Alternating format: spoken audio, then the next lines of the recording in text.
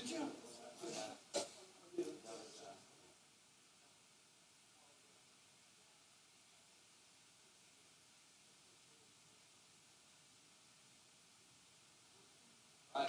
Yes, it's very short.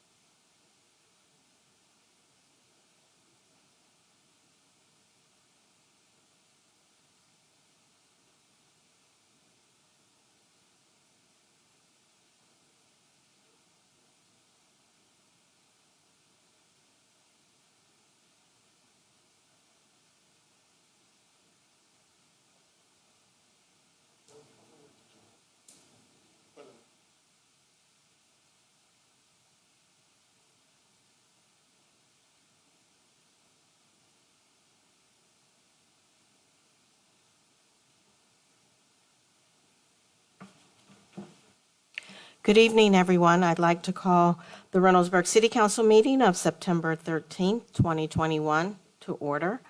The time is now 6:38. I am Council President Angie Jenkins. Welcome to Reynoldsburg City Council chambers.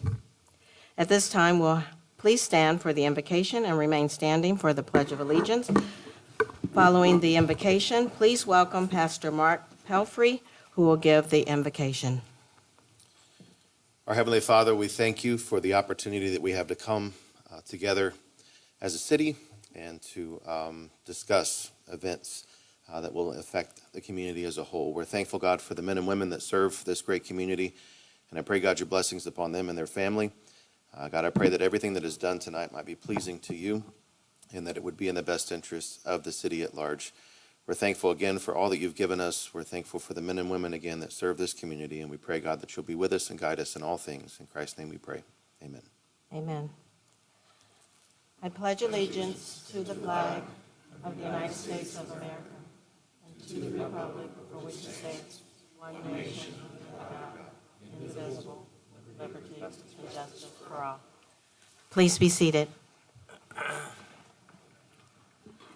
Would the clerk please call the roll? Councilmember Cotner? Here. Councilmember Baker? Councilmember Bryant? Here. Councilmember Strickland? Present. Councilmember Salvati? Here. Councilmember Pecoro? Here. Councilmember Lawson-Rowe? Here. And President Jenkins. Here. At this time, we'll have the approval of the agenda. One item needs to be removed from the Development Committee agenda and Council agenda. The Eastwood TIF number 2, item 10D2 on the Development Committee agenda and item 11B on the consent agenda for first reading. Are there any other changes to the agenda? Seeing none, the agenda stands approved as corrected. Next, we'll have the approval of minutes. The approval of City Council regular meeting minutes of July 22nd, 2021. Are there any additions, deletions, or corrections? Seeing none, the minutes stand approved as submitted. Approval of City Council special meeting minutes of August 9th, 2021. Are there any additions, deletions, or corrections? Seeing none, the minutes stand approved as submitted. Next, we'll have community comments. The community comments portion of the meeting is an opportunity for citizens to address council. Citizens may bring matters to the attention of City Council or discuss items on the agenda. Before addressing City Council, members of the public are asked to complete a speaker's form and give it to the clerk. The Council President will invite speakers to step to the microphone, give their name and address.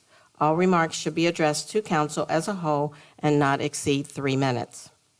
Are there any comments from the public?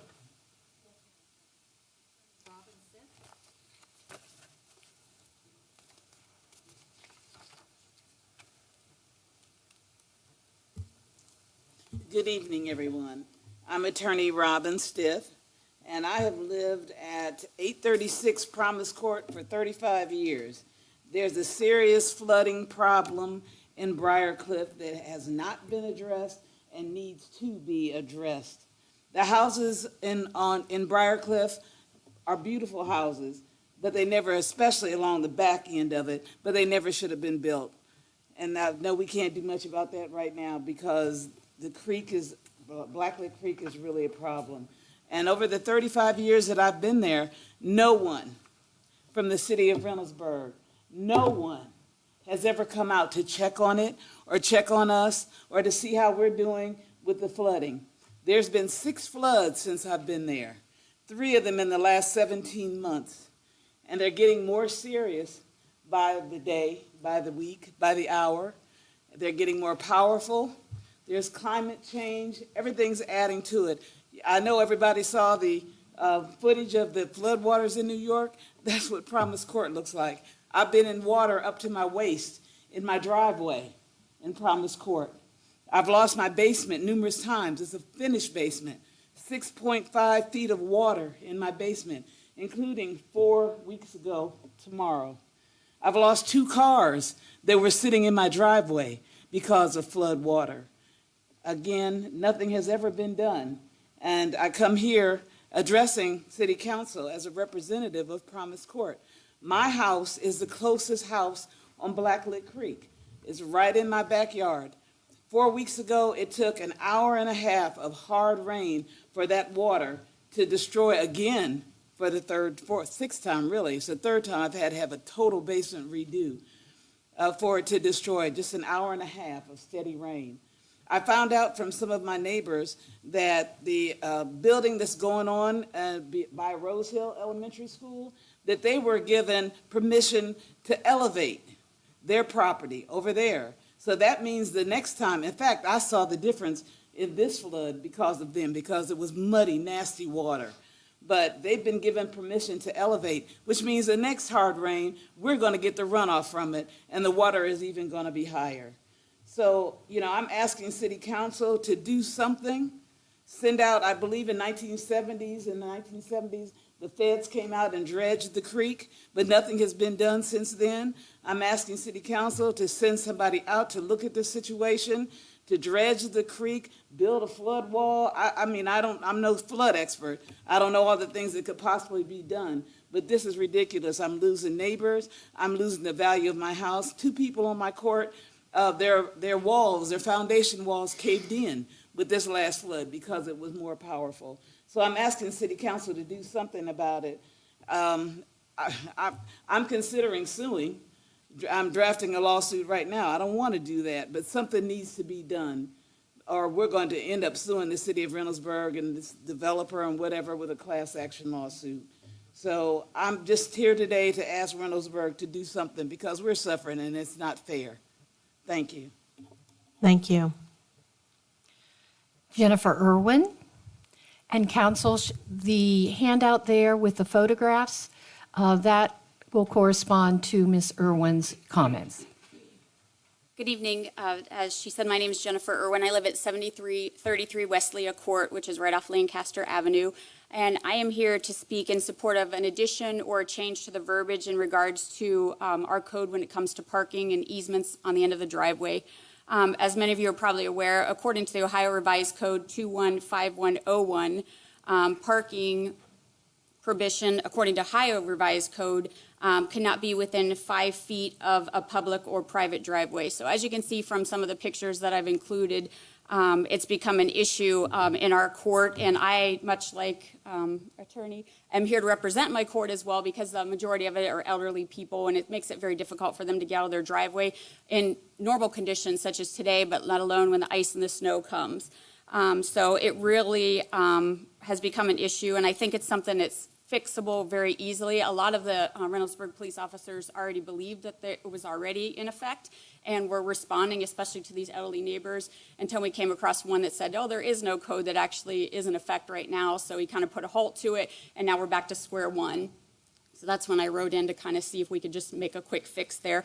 I didn't want to bring in, I belong to next door where a lot of the residents respond to each other and kind of chat back and forth. And I didn't want to bring in a bunch of people or get a bunch of people riled up because, like I said, it's an easy fix. But I thought this Mrs. Green from Summerfield summed it up really well. She said, we move into a suburb and a subdivision for the homogeneous way that neighbors respect each other.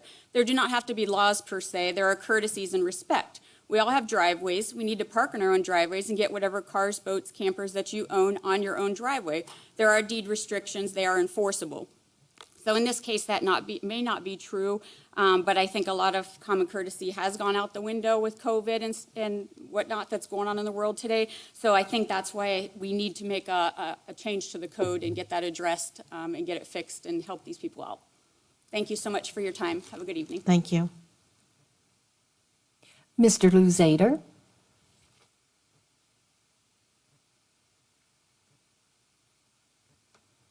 Thank you, President Jenkins, members of council.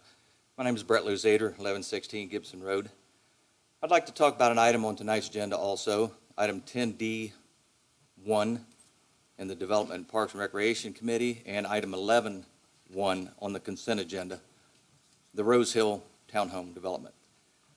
I would like to ask for an independent engineering study to be done concerning raising the elevation of this property.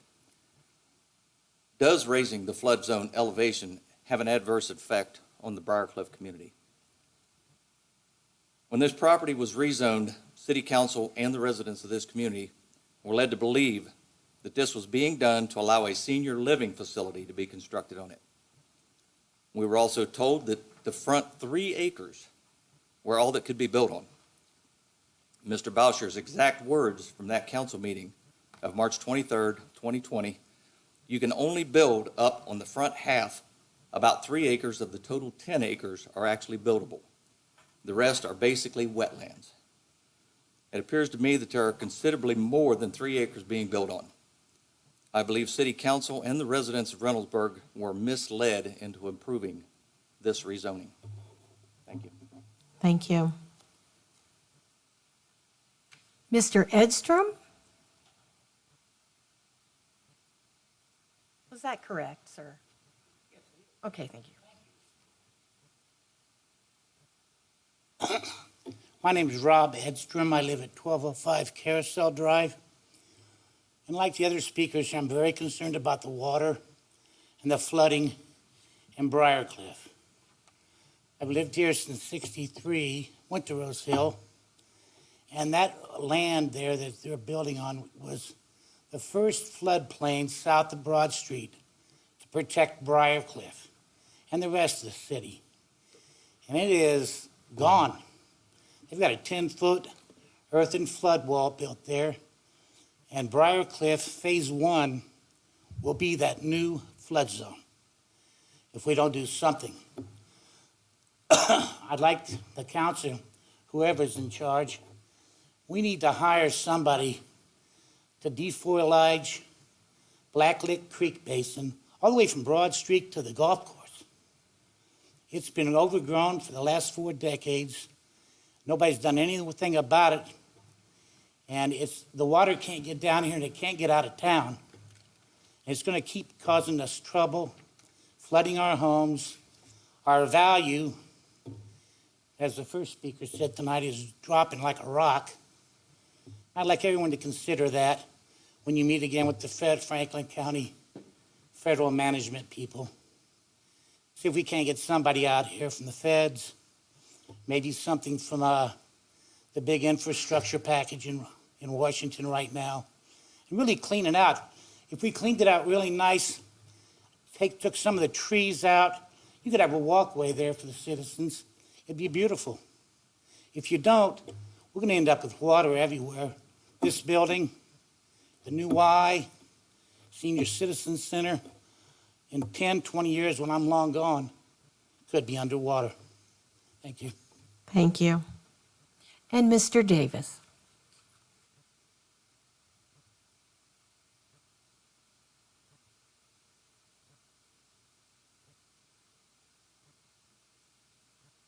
Good evening, everyone. My name is Franklin Davis. I live at 7972 Fenway Circle over in the Slave Ridge subdivision. I've been in Reynoldsburg for about 10 years now. At the last city council meeting, we had the second reading on the local waste contract, and there were some concerns raised at that meeting that I just had not heard any response to, namely the bulk large item pickup and pickup of large containers, and that the contract that local waste had proffered the city of Reynoldsburg quite simply didn't have the same or comparable bulk pickup. Their answer to that question during the last meeting essentially was that they would bring a bin to whichever citizen needed that bulk pickup, and that citizen would then be responsible for the cost of that bin and the pickup itself. And so that wasn't really comparable. I think that waste pickup is a really large municipal responsibility as things go, and I did want to know if you had any response from local waste in regards to that, and how that lack of comparability would affect their contract.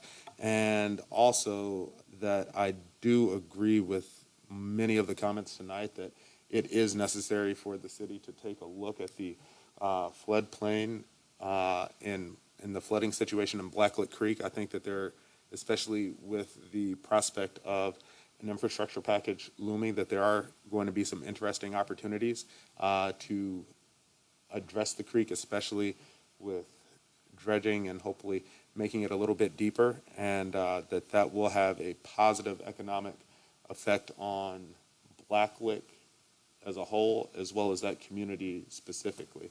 And I would love to see some exploration in that area. Thank you all for your time this evening. Thank you. Madam President, we have two emailed comments. Thank you. First comment is from Christine Stout Smuck on Red Fox Road. I am contacting you to urge the City Council to reconsider awarding the refuge contract to Local Waste. The price is slightly lower than Rumpke, but it will end up costing residents more. Currently, Rumpke takes any waste we set out. I've replaced vanities, toilets, cabinets, and old stuff was picked up. Local Waste will just tag it as construction waste and leave it. We have great service from Rumpke, and I hope we can keep them. And the other comment is from John Sarak. Dear Madam President, council members, and Mayor Begany, my name is John Sarak. I reside at 8322 Bedlington Drive in Reynoldsburg. As a co-founder of the Friends of the Pine Quarry Park, I want to express our appreciation for the support and collaboration we have with the Parks and Recreation Department. Prior to our third annual Unplugged concert in the park, I contacted Donna Bellman about helping clearing an area in Pine Quarry for our musician and singer to perform. Donna arranged for the park's ground crew members to meet with me to discuss our needs. After meeting with Brian McGuire in the park, a plan was made to clear an area allowing for concert attendees to better see performers. The Friends of Pine Quarry Park are so appreciative our collaborative partnership with Reynoldsburg Parks and Recreation Department. We look forward to continuing this unique city and public partnership. That's it, Madam President. Thank you. Do we have any comments from council? Thank you, Madam President. Go ahead. Okay. So I am your ward representative for Ward 1. I was over there in 2019, walking around when it flooded then, talking to neighbors. Just a couple of weeks ago, I was over there in Promise Court, talking to a neighbor, and I went in the back of his house and saw all the damage the water had. So I want to let everyone know that I have been out there talking to neighbors. We know there is a problem with the flooding. We know that. I have talked to and worked with Mayor Bagney on what things that we can do to try to fix that, or at least address it. I don't know if Mayor Bagney want to say a couple of things, because again, I just want to make sure that it is said that I have been out there talking to neighbors about this issue. There may not be something we can do right now, but please know that we are trying to address it. As you stated before, this has happened 6 different times over 40 years. No one has been out there. Yes, I have been out there. Thank you. Do we have any other comments from council? Yes. I just want to reiterate what Councilwoman Strickland said, because I was out there with her and I saw the damage to that gentleman's house. And to be honest, it made me sick, because that shouldn't have happened. And I surveyed further behind the house to look to see where it came from, how did it happen, and which I'm hoping we get some answers tonight about when we get to that part of the development. So I am aware of the flooding, not just over there, but also on the east side of Reynoldsburg, off on Hill Court, where they had some flooding issues. I understand we had 7.5 inches of rain within 90 minutes, which I'm no expert, but I don't know any system that could handle that much water in that short of a time. However, it's not the first time it's flooded over in your neighborhood or other parts of Reynoldsburg. And so we are working diligently to rectify this issue that's been a long issue. I mean, just didn't happen overnight. This is years of infrastructure decay. Sewer systems need to be upgraded in some areas. We just upgraded a sewer and water out here at the intersection of Lancaster and Main Street that was 90 years old. 90. It shouldn't wait until 90 years to have something replaced. We should be on top of it. And just to let you know, we are aware of it. We are not turning a blind eye because in 2018, my basement flooded when I lived on the east side of Reynoldsburg. So I'm very aware of the issue, and so it will be worked on. That's what we're working on, ma'am, and I can let the mayor explain.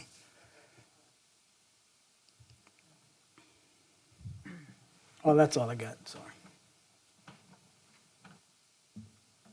Do we have any other comments from council? Are there any comments from Mayor Begany?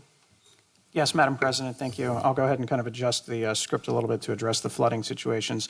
You may not have gotten a letter in the mail yet.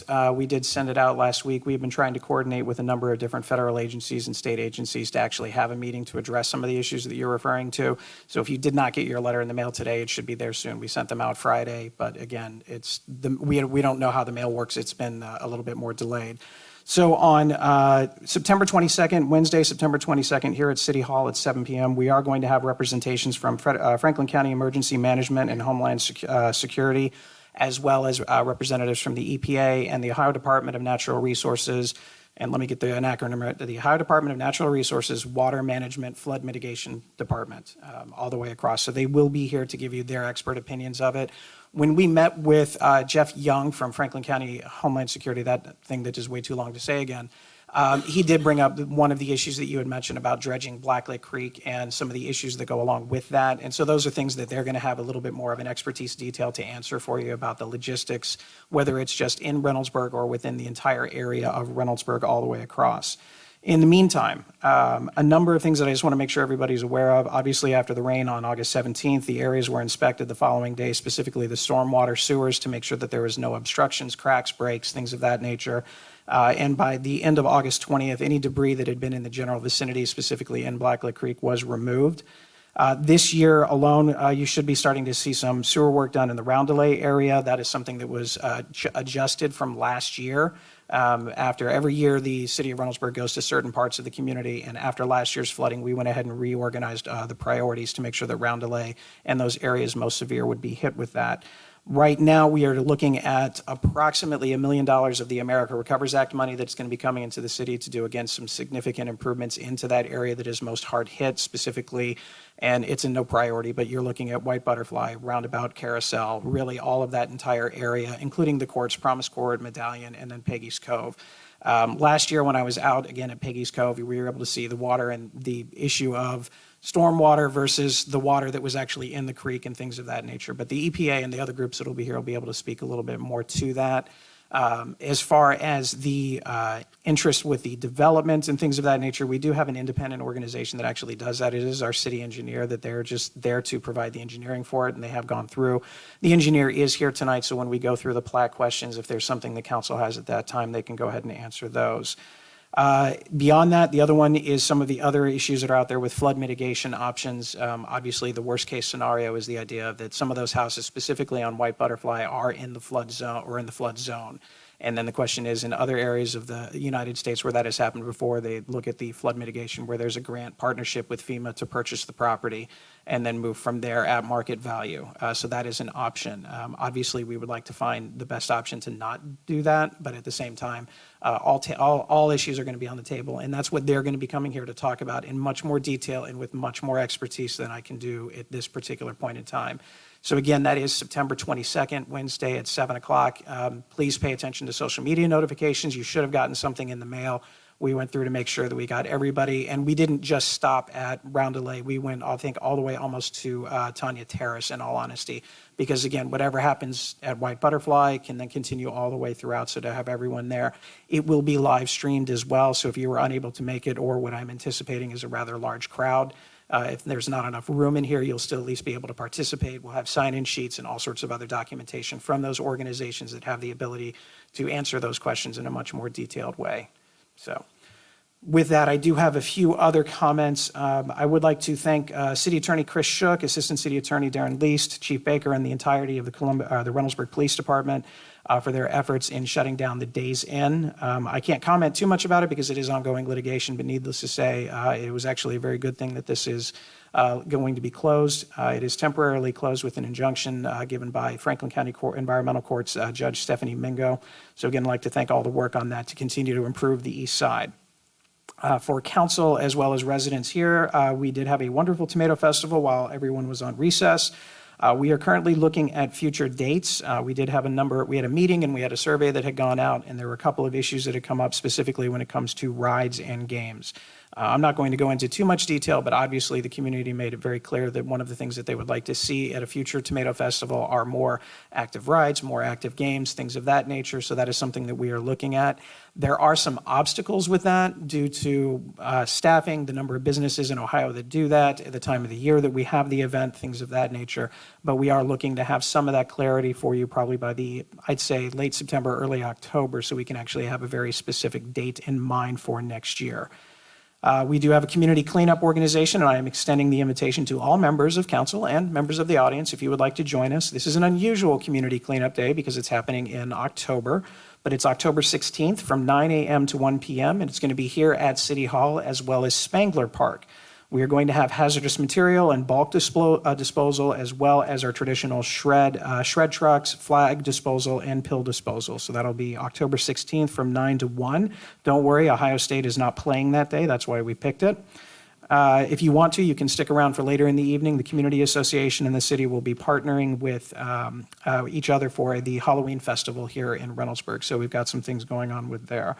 And last but not least, I would like to take one moment to introduce somebody who actually kind of got thrown right into things. I think this was probably your fourth day on the job. We have our social worker that was brought on, Melissa Blankenship. If you want to come up to the podium.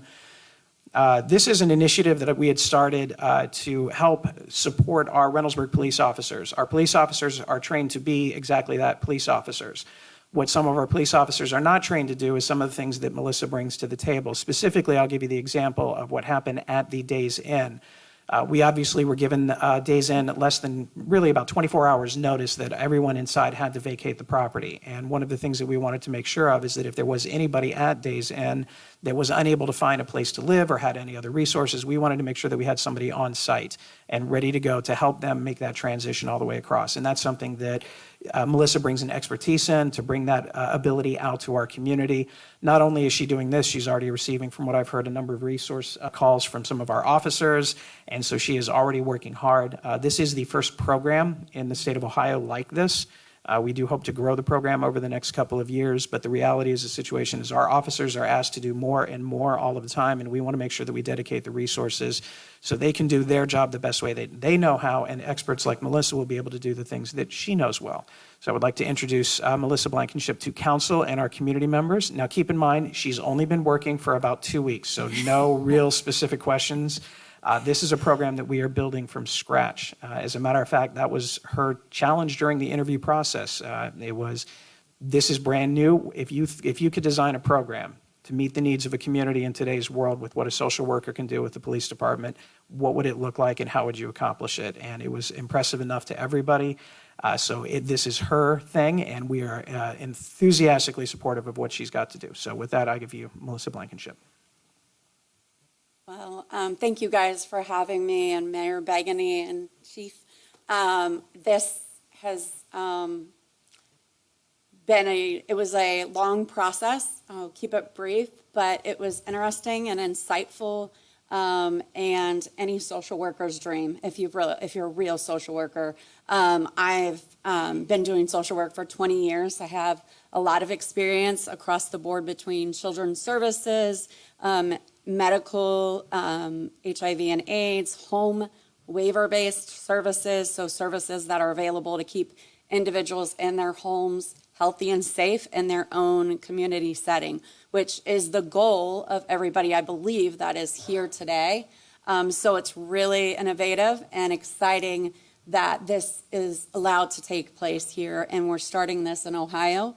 And some of the other states, they've come a little bit further along the way, but we're building it ground up here, and it's been amazing from day 2. They said they wouldn't overwhelm me, so as of, day 2, to get to see some of the things and meet some of the individuals that they frequently come into contact with. And I will say that a large majority of what we're dealing with here and runs is social service oriented.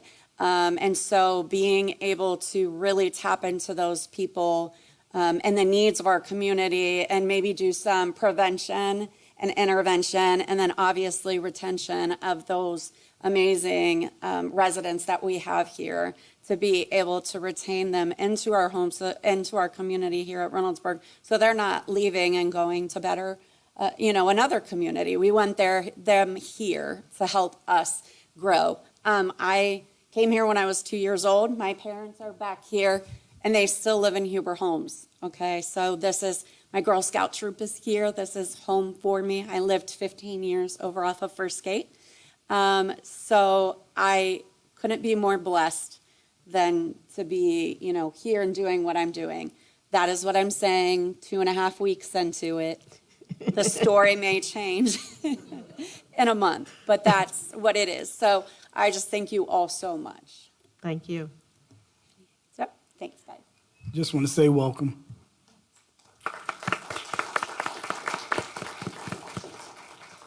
Thank you, Madam President. That's all I have for this evening. Thank you. Do we have any other communications? Next, we will have our motions. A motion to approve a resolution recognizing Grandparents' Day. Councilmember Strickland. Thank you, Madam President. One of the reasons why I would like to recognize Grandparents' Day is because 3 years ago, my sister had passed away unexpectedly, and my mother had to raise 3 young kids and her great-grandchild. More and more you are seeing that grandparents are raising grandchildren, and it's just so important to put our support behind grandparents. And I know Toni Kinkley is in the audience. I would like her to say a couple of words about her organization after I read the resolution. Thank you. Whereas September the 12th, 2021 is the International Recognized Day to celebrate Grandparents' Day, and whereas it is estimated that 2% or 2.9 million children are being raised by grandparents in the United States, and whereas children being raised by their grandparents or other kinship caregivers can face trauma caused by parental death, incarceration, addiction, mental illness, abandonment, abuse, or neglect, witnessing family violence, and removal from their home. And whereas grandparents raising their grandchildren face grief, loss, isolation, judgment, and lack of resources. And whereas grandparents also face financial hardship and worry about how to continue to provide for their grandchildren should they become incapable of caring for them and after they pass. And whereas despite these challenges, grandparents overwhelmingly say they will do it all over again. And whereas research shows that there are many benefits to children being raised by relatives, such as the ability to maintain community and family attachments, the stability of culture and spiritual identity, and a lifetime sense of connectedness. And whereas grandparents acting as caregivers is found in all social, economic, educational, ethnic, racial backgrounds, providing many opportunities as well as unique challenges. Therefore, be it resolved by the Council of the City of Reynoldsburg, does hereby acknowledge, celebrate, and express our support for grandparents raising grandchildren in stable, loving, and nurturing households for the week of September the 12th through the 18th, 2021, in recognition of Grandparents' Day and Week. Toni, if you'd like to say a couple words.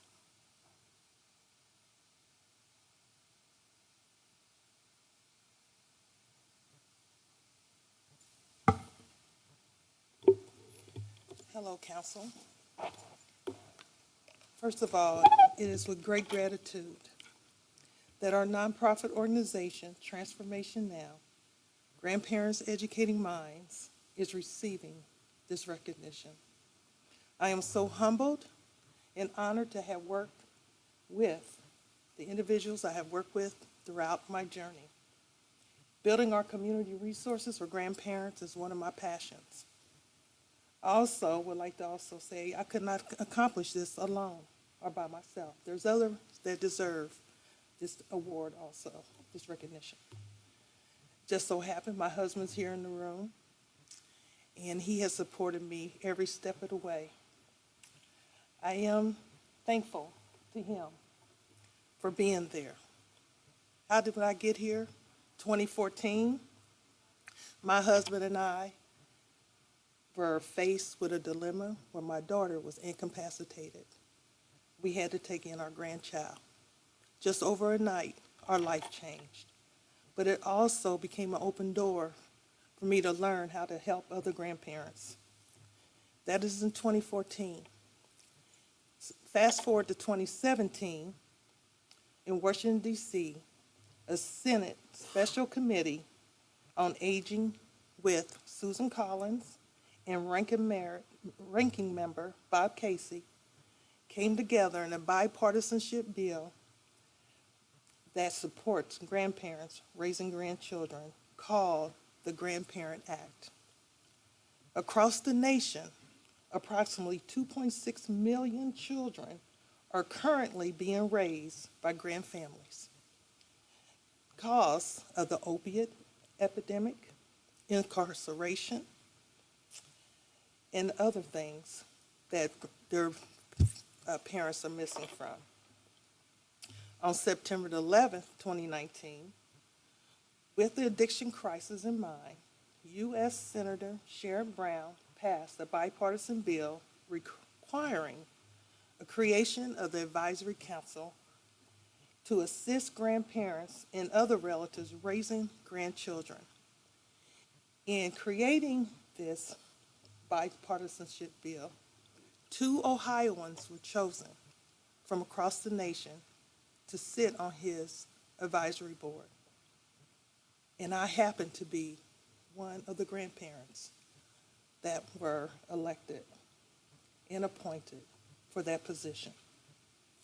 We have come a long way to support families of grandparents raising grandchildren, but we still have a long way to go. I also want to give you another statistic. In Ohio, I talked about across the nation, but in Ohio, we have 240,000 children under 18 living in homes with grandparents raising grandchildren. 216,000 of them are right here in our own community. As Transformation Now, our organization, Grandparents Educating Minds, move forward with our vision for building a powerful and lasting support network where grandparents and grandchildren are transformed by learning and leaning on the strengths of each other. We hope to bridge the gap between the generations for tomorrow's future.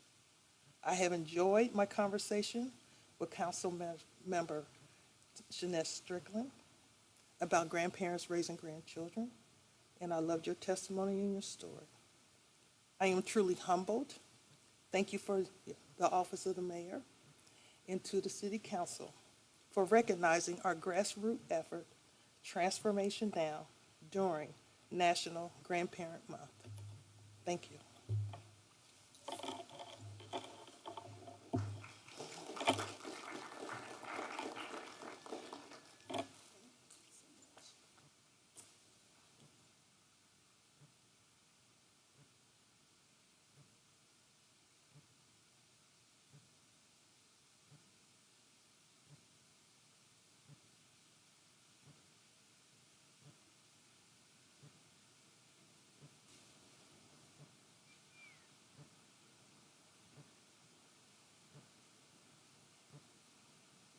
Are there any questions from council? May I have a motion to recognize Grandparents Caregivers Day? Councilmember Baker, is there a second? Second. Councilmember Strickland, is there any other discussion? All in favor? Aye. All opposed? The motion carries. Next, we have a motion to approve a resolution recognizing National Suicide Prevention Month. Councilmember Strickland, please. Thank you, Madam President. Last year, my cousin committed suicide. He was only 22 years old. 2 months before he committed suicide, he contacted me and asked me if he could come and live with me. He had some mental issues that I was aware of, but at the time I didn't want him to come to live with me because I have 2 sons of my own. The entire family did not want to recognize that it was something going on, that he just needed extra help, that something that we was not able to provide to him. And again, last year he committed suicide, and we just celebrated his birthday last week, so thank you. A motion to approve a resolution to recognize National Suicide Prevention Week and National Recovery Month. Whereas the week of September the 5th through the 11th, 2021 was National Suicide Prevention Week, and September 2021 is National Recovery Month, when millions of people around the world join their voices to share a message of hope and healing. And whereas these observations are united in raising awareness that prevention is possible, treatment is effective, and people do recover. And whereas in these challenging times, message of hope and healing are more needed than ever. And whereas the City of Reynoldsburg residents should be able to access high-quality prevention support, rehabilitation, and treatment services that lead to recovery and a healthy lifestyle. And whereas every day in Reynoldsburg, people enter treatment into behavioral health services and community supports and begin the road to wellness and recovery. And whereas resilience begins early in life within families, daycares, and schools, and could be strengthened and reinforced throughout the lifespan. And whereas we encourage relatives, friends, coworkers, and providers to recognize the signs of a problem and guide those in need to appropriate services and support. And whereas the benefits of preventing and overcoming mental health challenges, suicide attempts and loss, and substance abuse are significant and valuable to individuals, families, and our community at large. And whereas it is essential that we educate residents about suicide, mental health, and substance abuse problems and the ways they affect all people in the community.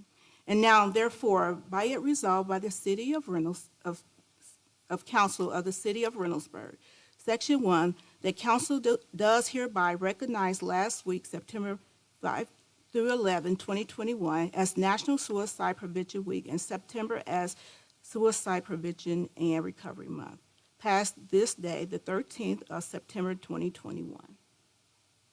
Thank you.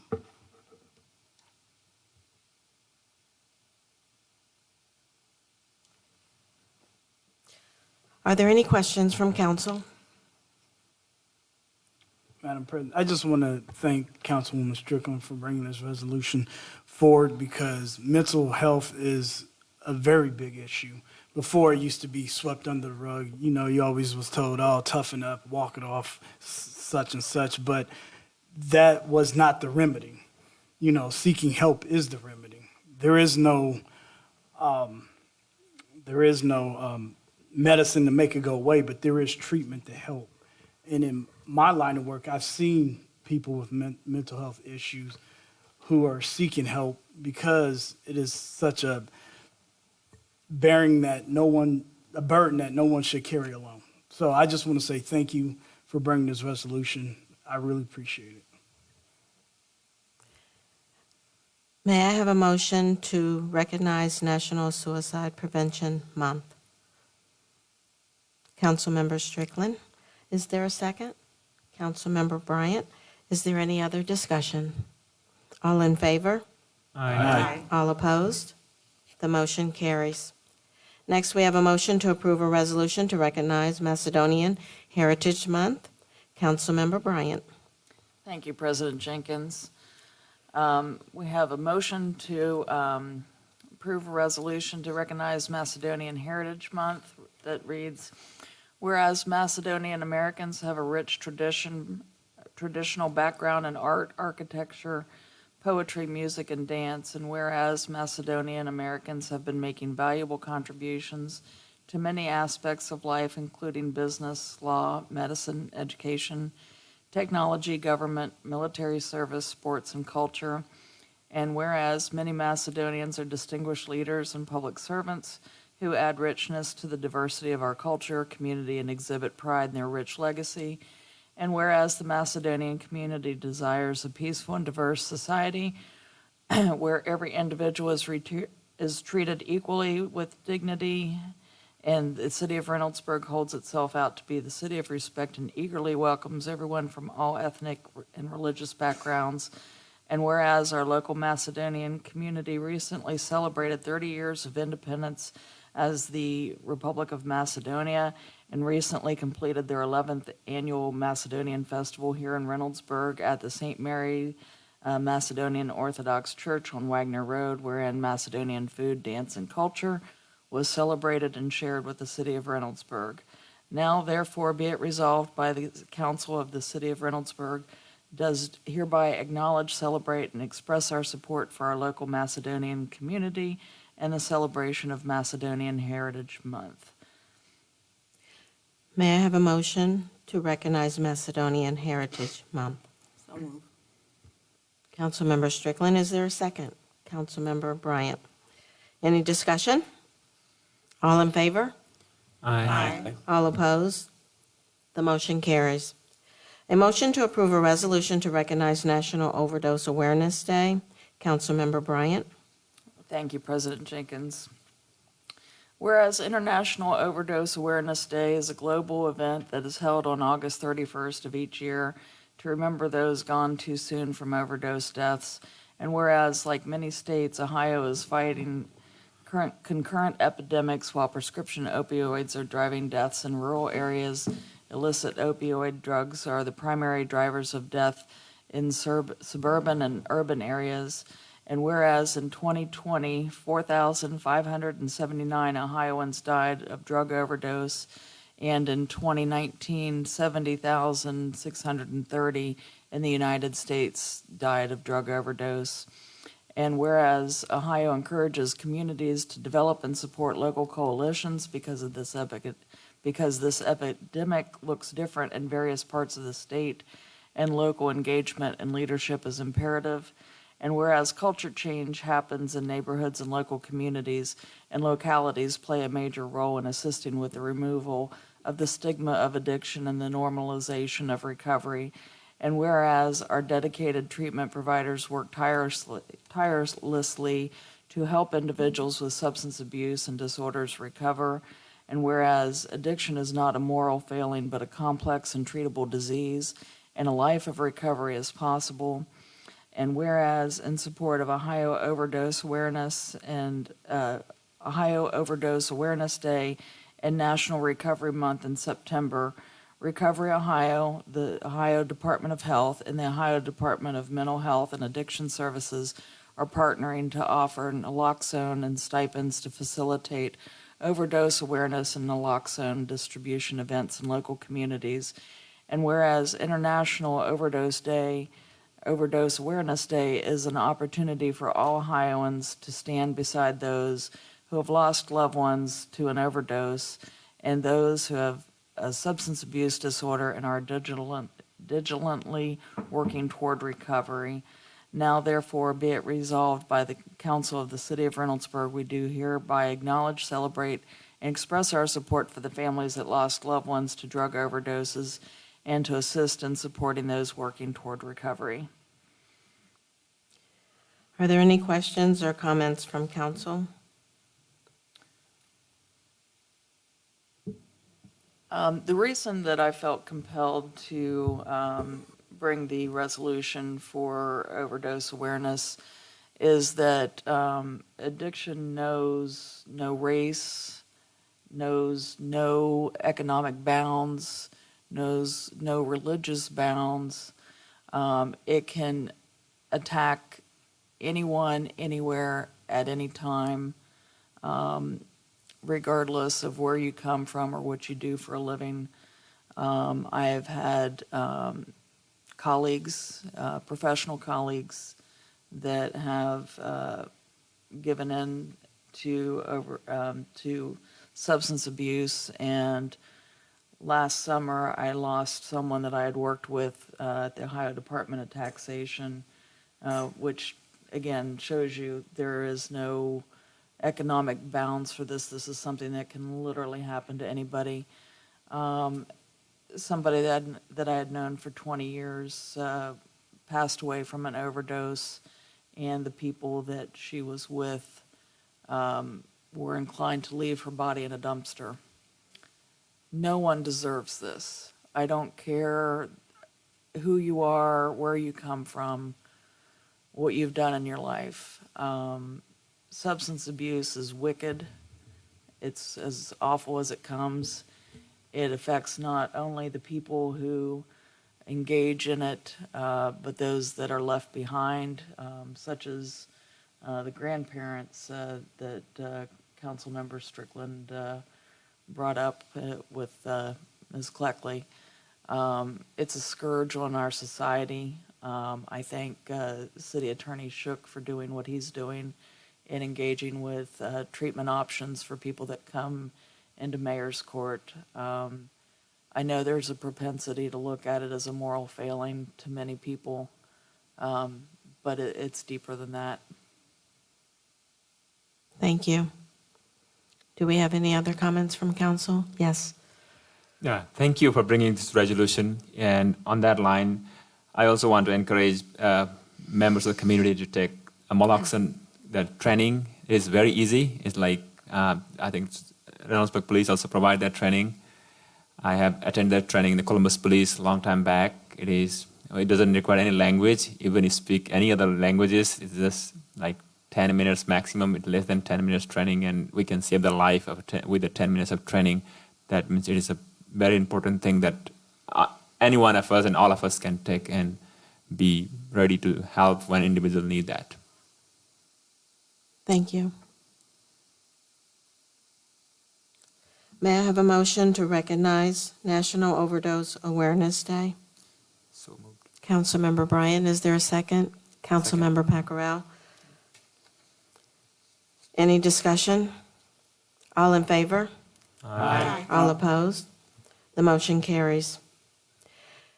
Next, we have a motion to reconsider ordinance number 107-2021, an ordinance authorizing EMH&T to conduct survey, design, engineering, and bidding services for the Police Department West parking lot, appropriating funds, therefore, and declaring an emergency. Director Dorman.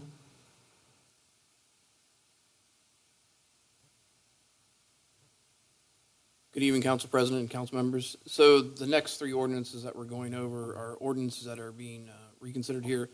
The issue was when we put these through, we hadn't received the money from the Recoveries Act funds yet. So this basically is establishing the account that these funds will actually go into now. That's really all it is. But we went through and approved these and discussed the gist of each one. And if you have any questions, I'll be glad to answer those.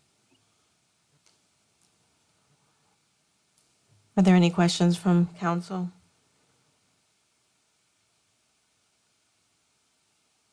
May I have a motion to approve this motion? So moved. Councilmember Pacquiao, may I have a second? Councilmember Baker. Any discussion? All in favor? Aye. All opposed? The motion carries.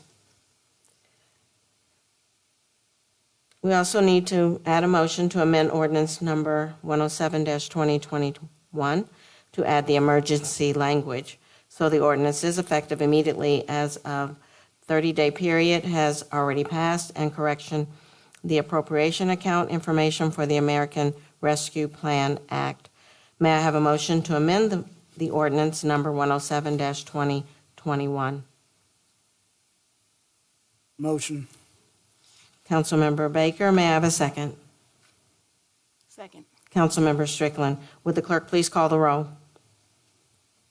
Councilmember Cotner? Aye. Councilmember Baker? Aye. Councilmember Bryant? Aye. Councilmember Strickland? Aye. Councilmember Salvati? Aye. Councilmember Pecoro? Aye. Councilmember Lawson Rowe? Aye. Madam President, the vote was 7-0. Ordinance number 107-2021 is amended, 7 affirmative votes and no negative votes. I need a motion to approve ordinance 107-2021 as amended. Motion, please. So moved. Councilmember Bryan, is there a second? Second. Councilmember Strickland. Would the clerk please call the roll? Councilmember Cotner? Aye. Councilmember Baker? Aye. Councilmember Bryant?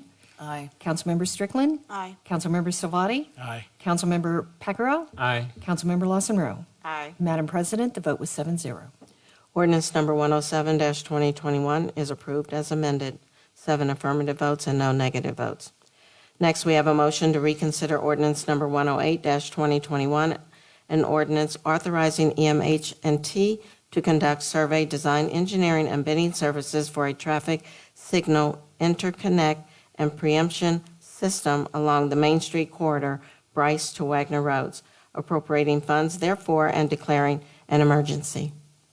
Same as before, just basically setting the funds into the specific account that has been established now that the Recovery Act funds have been received. Do we have any questions from anyone on council or any comments? May I have a motion to approve this motion? You have a question? Just one quick question. With this system, have y'all start thinking ahead about expanding it just beyond Main Street? Yes, when we get into the actual study and the design of this, we'll look at all the intersections very closely and determine everything that we need, power supply, best positioning for the cameras, equipment, all that, yes. Appreciate it. Thank you. May I have a motion to approve this motion? Councilmember Baker, may I have a second? Second. Councilmember Meredith Lawson Rowe. Any discussion? All in favor? Aye. All opposed? The motion carries. We now need a motion to amend ordinance number 108-2021 to add the emergency language so the ordinance is effective immediately as the 30-day period has already passed. And correction, the appropriation account information for the American Rescue Planned Act. May I have a motion to amend ordinance number 108-2021?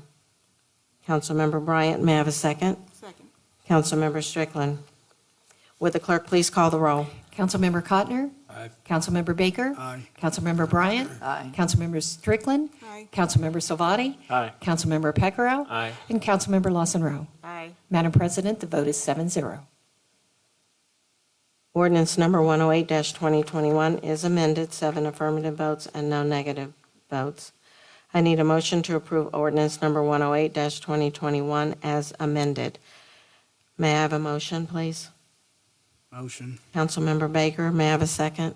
Second. Councilmember Savati, would the clerk please call the roll? Councilmember Cotner? Aye. Councilmember Baker? Aye. Councilmember Bryant? Aye. Councilmember Strickland? Aye. Councilmember Salvati? Aye. Councilmember Pecoro? Aye. Councilmember Lawson Rowe? Aye. Madam President, the vote was 7-0. Ordinance number 108-2021 is approved as amended with 7 affirmative votes and no negative votes. Next, we have a motion to reconsider ordinance number 110-2021, an ordinance authorizing EMH&T to conduct survey, design, engineering, and bidding services for the Hill Road Methodist Cemetery improvements, appropriating funds therefore and declaring an emergency. Same explanation as before. Are there any questions or comments from council? May I have a motion to approve this motion? So move. Councilmember Strickland, may I have a second? Second. Councilmember Sorry. Bryant, is there any discussion? All in favor? Aye. All opposed? The motion carries. We now need a motion to amend ordinance 110-2021 to add the emergency language so the ordinance is effective immediately as the 30-day period has already passed. Correction, the cost of the project to $26,000 and correct the appropriation account information for the American Rescue Plan Act.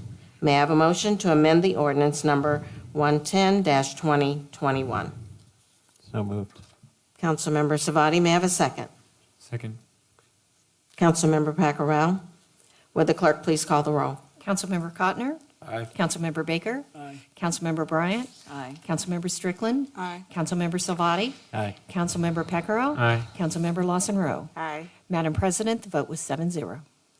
Ordinance number 110-2021 is amended, 7 affirmative votes, and there are no negative votes.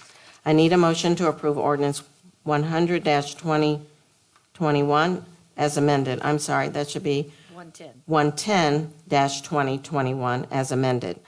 Motion made by Councilmember So moved. Savati. May I have a second? Second. Councilmember Baker, would the clerk please call the roll? Councilmember Cotner? Aye. Councilmember Baker? Aye. Councilmember Bryant? Aye. Councilmember Strickland? Aye. Councilmember Salvati? Aye. Councilmember Pecoro? Aye. Councilmember Lawson Rowe? Aye. Madam President, the vote was 7-0.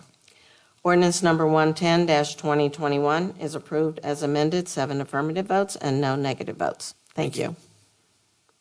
Next, we have Clerk of Courts report and Auditor's report. Would the clerk please read the Clerk of Court report and the Auditor's report? Madam President, the Clerk of Court submitted monies collected from the courts held on July 1st, 8th, 15th, 22nd, and 29th in the amount of $20,000 and $20,060. And the Auditor's Office submitted the budget by department and classification for the month of June 2021. Thank you. Do we also have a report from the Auditor's Office?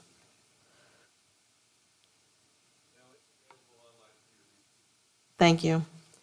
Next, we have West Licking Fire District report, and that will be with Councilmember Baker. Thank you, Madam President. In the package, you'll see the statistic numbers for the West Licking Fire District. Just as before, they just do great work. I mean, the time runs are impeccable. I mean, for the runs that they have to do all over west part of Licking County, which is a vast part. So I just wanted to commend all the firemen and women in the West Licking Fire District for their hard work and what they do, especially for Reynoldsburg and throughout the western portion of Licking County. Also, I just want to let the community know, since we're talking about West Licking Fire District, there has been a lot of progress on the new firehouse that is going to be built on Taylor Road. We should have some rendering and drawings here very shortly, and I would like to have a public forum for people to come and look at those drawings, look at the renderings of it, and get some input before we approve, before the fire board approve the final plat, so we can make sure that it's Reynoldsburg specific. So far, it is going to be Reynoldsburg specific. We're not following some sort of cookie cutter design that's been used throughout the state. I told them I want something that's specifically for Reynoldsburg, because we, the taxpayers, are paying for it. We want something that's designed for us. So I'm excited about that. That should be coming down the pike here very soon, and that's all I have. Thank you. Next, we have Development, Parks, and Recreation Committee. Councilmember Baker. Yes, Madam President. This is the Development, Park, and Recreation Committee meeting for September 13th, 2021. Members in attendance are Councilmember Cotner, Councilmember Lawson Rowe, Councilmember Paccarell, myself, and you, Madam President. The first item on the agenda is an ordinance to approve the final plat for the Rose Hill Town Hall development. There you are, Director Bowser. Would you like to speak on this? Thank you, Chairman Baker, President Jenkins, other members of council. This one is before you. Planning Commission has approved this based off the ORC. It has to go this route when we approve a new residential development after Planning Commission. We do a preliminary plat at that time. We do a final plat afterwards. Planning Commission has approved this and is now for your final approval so it can be recorded at the county. There are no changes since its original conception. Okay. Any questions from the committee? And I want to lead the charge on asking a question, because there's a couple of them I want to ask, especially what transpired earlier tonight. And with, the flooding issue, I know we are now holding developers' feet to the fire and making sure they're doing what they say they were doing compared to the past, helping mitigate the flooding issue in that area. I did look at that area when I went behind that gentleman's house, and I did see the result of the flooding. And so I want to make sure that we're doing what on our end, that something like that's not going to happen. Again, I mean, we can't promise that it won't, but we sure could try to make sure it doesn't. And so I don't know if you've been talking to them about the retention pond, because I know they're putting one back there, and I know it's still in construction work, so it's not fully functioning. But I just want to make sure, especially the residents that are here, residents that are listening, that we're just not letting them throw something there just to say we have something. And two, I want you to address the issue about, well, not really issue, more of the comments about the National Church residents and how that transpired. Yeah. Thank you, Councilmember Baker. I'm going to take the second one first, and then I'm going to ask our city engineer, Ryan Andrews, to accompany me and answer some of the more engineering-specific questions. I'm not a PE. He is, and he can certainly answer those better than I can. But to kind of, encapsulate kind of what you were talking about, and I believe that was thrown out there was 3 acres. There is only 3 acres that are buildable up on that one parcel. The Ryan Holmes development also purchased the land to the north. They did not need to rezone that. It was already zoned SR. They got a conditional use that was for there. We did have several conversations with National Church Residencies during 2020. It was a month before the pandemic happened. It was unfortunate. And then they shut down their operations and said that they were fearful of how many new applicants and residents that they would have moving in. It also thwarted a second senior living facility on a parcel that we'll actually be talking about next. So 2 potential senior living operations in the community, both declined and backed away. This was pretty much spread across the board. We started working with the property owner, Ted Lemon, and they approached Ryan Holmes to us. We started working with them, and that's how it became. They are not building in the floodway, and so I want to make that very clear. I think the total acreage of buildable acres is maybe 4, and that doesn't include the parcel to the north that wasn't rezoned at all, so I want to make that very clear. So there's no mischaracterization from that. As far as the engineering is concerned, I'll let Ryan touch on that, but we did ensure that they sized it correctly for the detention pond in the rear. In fact, it's actually oversized for the area because they know there was a sheeting problem from the elementary school just to the south. With that, I know he reviewed the plans, and I'll let him give his statement on what he did and how he reviewed those when we were approached with those concepts in the major site plan. Thanks, Andrew. Members of council, appreciate the opportunity to talk to you today. As Andrew mentioned, I think the mayor mentioned earlier, we review plans on behalf of the city of Reynoldsburg for any development that comes into the city. Obviously we look at a number of things, but we're really guided by the local standards and requirements of the city when it comes to things like stormwater management and floodplain. We're verifying that the plans are conforming to the city's stormwater code, that they conform to the city's stormwater design manual, and then also the city's flood hazard protection area zone requirements, as well as FEMA specific guidance and requirements for development in or near or around floodplains. And so, we reviewed that particular plan for the Rose Hill development on behalf of the city, and, we made comments back to the designer, the engineer, and the developer along the way. But as Andrew said, they designed their stormwater management appropriately for their site. As far as we saw, as we reviewed the plans, they followed all the rules that are in place to guide this type of development. I'm happy to answer any questions you have more specifically about. Councilwoman Bryant.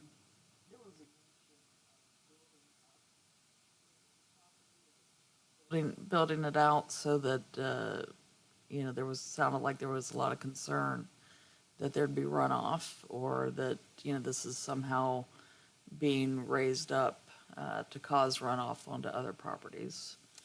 Yeah, so I think the first thing is in terms of runoff, whenever a development takes place, we're always trying to make sure that in the post-developed condition, it drains to the same place that it does prior to the development. And so that's one thing that is part of the city's stormwater design manual that we follow and guide the developers in doing. And in this case, once construction is complete, all the runoff per se will be channeled towards the stream as it is today. In terms of building up the development, there are probably a couple areas within that development where they have increased the grade to protect the homes or the condos that are being built there. But again, that's outside of the floodway, and so there's nothing that prohibits that. Councilwoman Strickland? Thank you.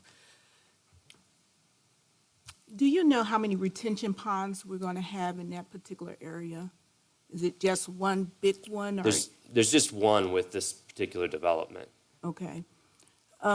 Let's say 10 years from now, we're seeing some issues with that particular area. Would someone come back and, dig a deeper hole or whatever? How can we try to mitigate that upfront? So as part of the city's EPA permits, we have a permit to discharge stormwater to the streams as the city of Reynoldsburg. And as part of that permit, one of the things that we're required to do is make developers provide a long-term maintenance plan for their stormwater controls, for their ponds. And so they actually are required to come back and do their own inspections and make repairs or improvements to the pond if needed, if they find that it's not doing what it was designed to do.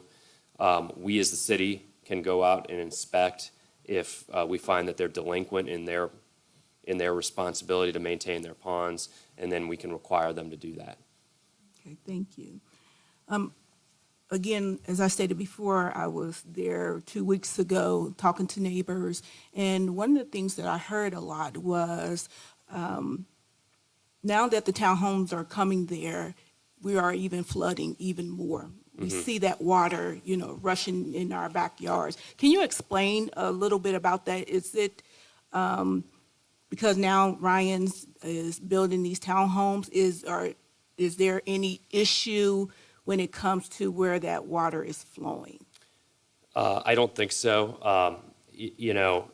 I understand something changed and there was a big rain event, and I think there's a desire to connect the two, the development happening along with this big rain event. But in reality, the Blacklick Creek watershed is huge, and adding a little bit of fill here or grading a pond in there really has an inconsequential effect on the way that the floodplain and the stream operates. What you dealt with on August 17th, right, was a rainfall event that was pretty monumental. We're talking about 3.5 to 4 inches of rainfall in 3 hours. So, a lot of times when we look at storm events, and I'm not a meteorologist, but engineers, we do look at these rain events because we're studying, stormwater and stormwater management. They talk about recurrence intervals. So if it's an event that's going to happen once every 10 years, they call it a 10-year rain event. I don't know that the statistical analysis of this particular rain event is complete, but, based on some of the things that that we saw in terms of total rainfall volume in a short duration of time, we're talking about probably a 100 to 500-year rain event, somewhere in that range. And outside of just that particular area with the Rose Hill development, I know you have the Briarcliff development. There are a lot of homes inside Briarcliff that unfortunately were constructed in what's now identified as floodway and floodplain, and they're at risk because of it. And obviously things weren't studied like that back in the time when those homes were developed. And it's unfortunate that homeowners are in that type of situation. But I think the event that the mayor talked about with the open house is probably a good opportunity for those homeowners to come and talk. And I know the one individual who mentioned that her house had flooded, I think, 6 times over the course of, I don't know how many years, not very many. I mean, things like that are good testimonies to have and to share at an event like this, because when those agencies, when they talk about grant assistance, they typically tend to focus more on purchasing properties that are at high risk rather than trying to fix the stream, because fixing the stream is almost insurmountable. Thank you. Question? Question, Councilman Peckerell.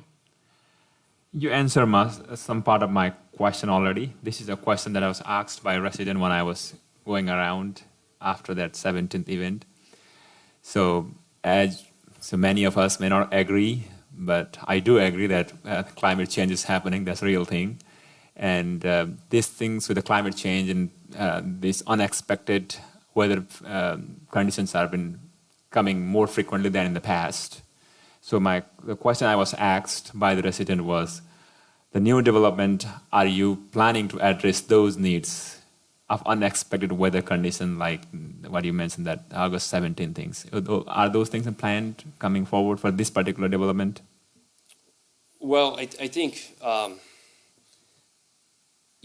again, when we're reviewing plans right now, we review them against the current code standards and requirements of the city. One of the things that we are doing right now is we're planning on revisiting the stormwater design manual. And so I think there's an opportunity for us to potentially look at opportunities to incorporate different standards or to try to factor in additional levels of safety, because we are seeing, whether you believe in climate change or not, over the course of the last 18 months, we've seen 3 storms in the city of Reynoldsburg that are pretty phenomenal. They've created a significant amount of flooding.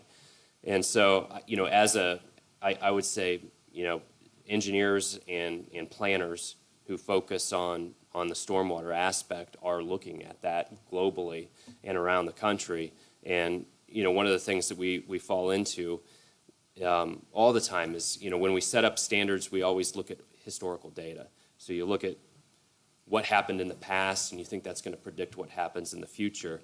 And I think one of the things that we're starting to do now, because of climate change and because of the increase in these high-intensity storms, is starting to say, okay, well, maybe that's not the best approach. Maybe we have to try to be a little bit more predictive about what's going to happen in the future. And so I think there is a shift, in the industry to maybe look a little bit more into the future and try to do a little bit better job of planning for bigger storm events. But that doesn't help in an existing developed neighborhood like what we're talking about here that was built 50, 60 years ago, where there's really little opportunity for us to get in there and quote unquote fix things. Anybody else on committee or council have a question? Councilman Cotton. Thank you. Just a moment ago, you said that these homes 50 years ago weren't in the flood zone, floodplain. Did that change because standards and rules changed, or did that change because the community changed? It changed because studies were done by the National Flood Insurance Program. And so I think our flood maps are dated 2008 right now. So the last time a significant study was done to evaluate floodway and floodplain in the city of Reynoldsburg, those maps were published in 2008. I can't tell you the history of when it was first done, but sometime between the time those homes were built and 2008, there was an initial study probably that identified, that mapped the floodplain in that area and the floodway. But now they are considered in floodplains, floodways, and they're required to have flood insurance. Most lenders aren't going to even. Yeah, if they have a mortgage, I would suspect that most of those people have flood insurance. if they have their home paid off, they may not choose to still purchase flood insurance, and then they're, at risk. My other question is, this was promised as National Church residents. It wasn't a maybe, it was a, this is what it's going to be when the zoning request was asked. That was going to be, certainly less people driving and less occupants. What's the difference of where we are now? How many more people, how many units are in this, and how many cars? I mean, I know some of those are maybe not exact numbers, but this is a big difference from a senior retirement community. Well, that senior retirement community, when we're showed pictures, I mean, it was going to be roughly 3 stories. It was going to be modeled after the one that they were building in Gahanna. What we're talking about now is 79 townhome units. There were certainly going to be more than 80 units inside of this for senior living. So the amount of traffic or cars on Rose Hill will probably increase.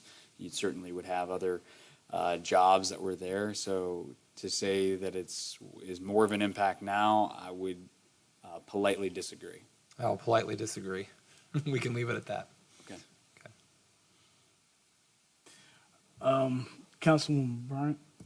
I've got a follow-up about your comment about the flood insurance, because some of the people that have reached out to me that have suffered losses, they're being told that they can't get flood insurance because they're not on a floodplain, but they're clearly affected, because they're losing everything they own in their basements every time this happened. Do we know anything about, who is and who isn't compared to who's being affected? Because Yeah, I think that some of that could be a scenario where somebody is very close to it. Maybe the line on the study that was done, 13, 14 years ago showed their house being out of it.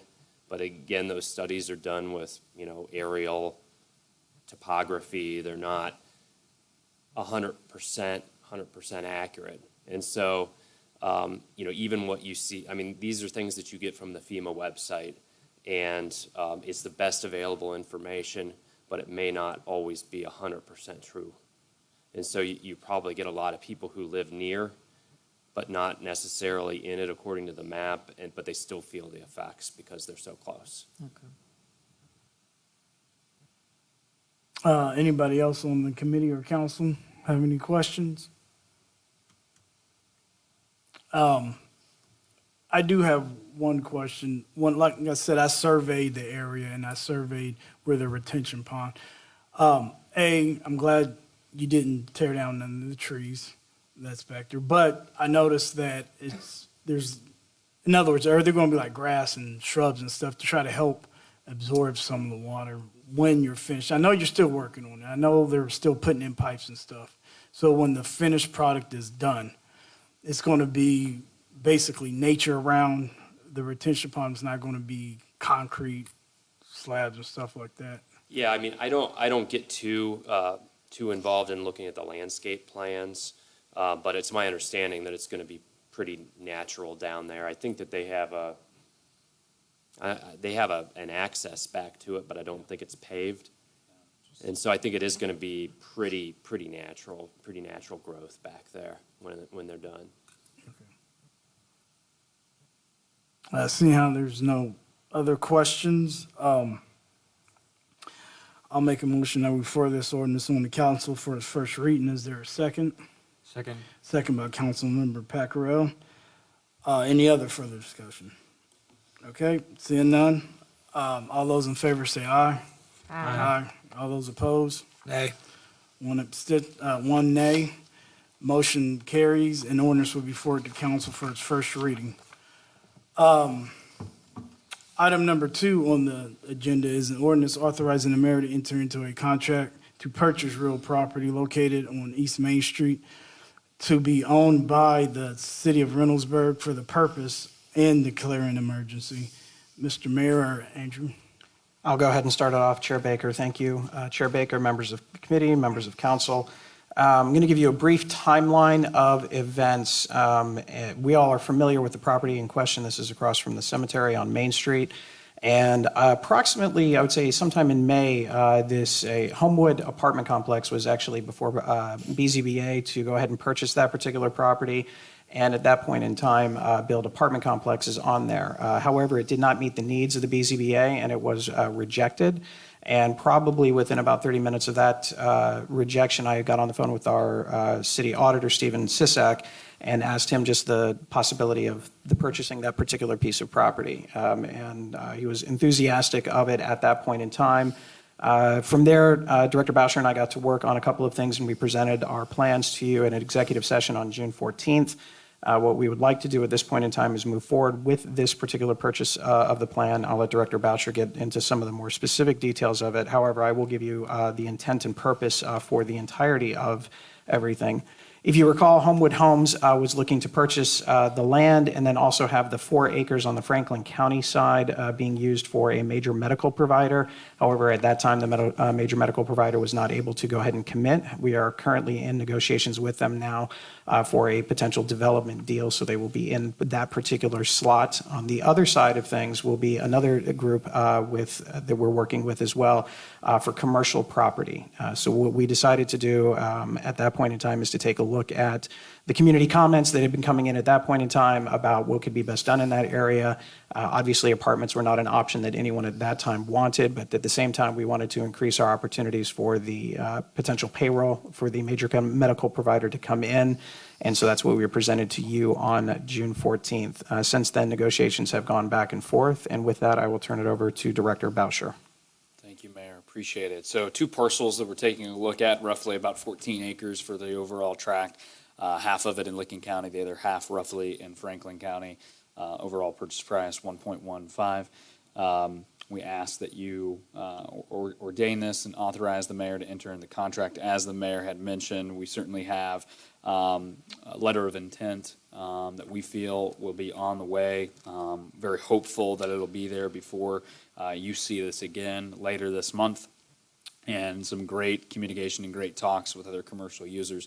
One of the problems of why this has stayed vacant the way that it is because they only wanted to sell the overall land to one particular user. They didn't want to break it up. So we find ourselves in a very fortunate position at a really great price to be able to still land the major medical provider and utilize the remainder of the land for other great commercial activity in the area, bringing jobs, prosperity, and some really great attractions to the city. So I just ask that you consider this and move this along. Okay. Any questions from the committee? Councilman Cotton? Thank you. So the city would be purchasing it, and it says for public use, but are we going to then be selling it to these medical providers at cost? Are we going to be made whole? What does the long-term development look like financially for the city, for starters? Correct. It'd be very similar to some of the other development deals that we've entered into. We are still under negotiation with this medical provider on what the purchase price would be, but we would certainly be almost made entirely whole just on their 4-acre parcel. Okay.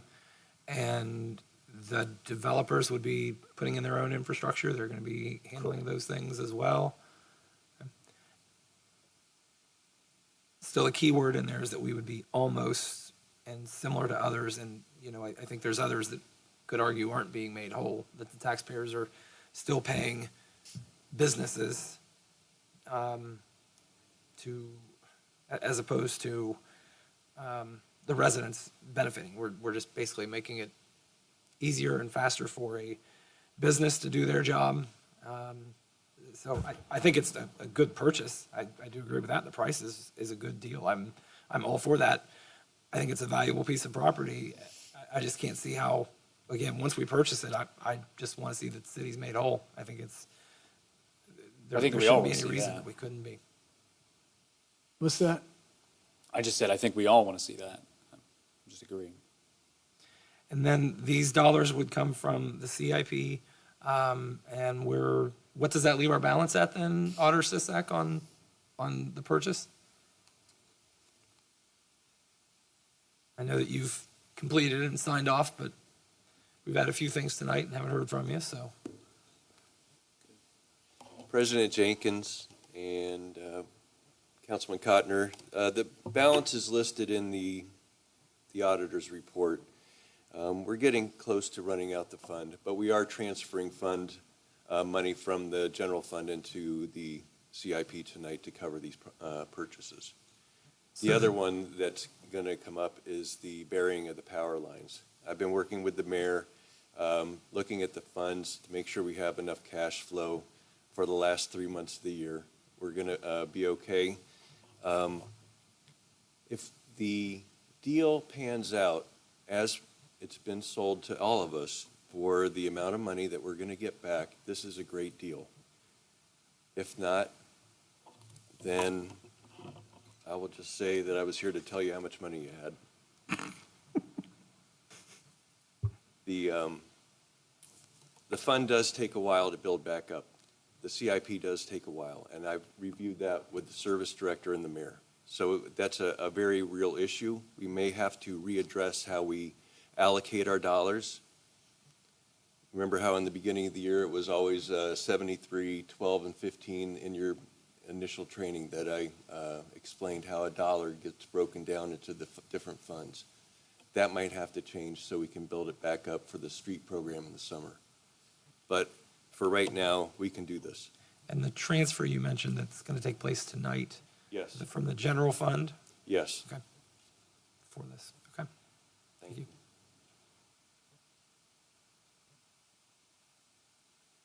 Any other questions from the committee or council? Okay. Mr. Mayor, you want to speak?